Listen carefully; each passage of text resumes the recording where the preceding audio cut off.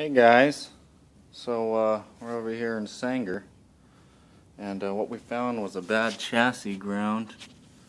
It was actually dropping 6 volts through that connection. There's only like 2 wires, and we got to replace with a brand new guy. Not too shabby, not too shabby. Unfortunately, I wasn't left a key.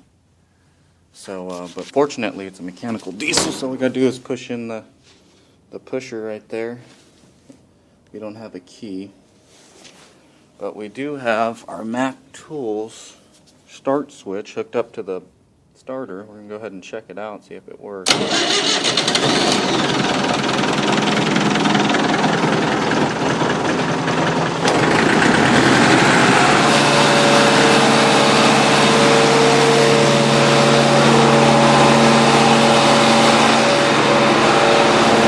Smoky motherfucker.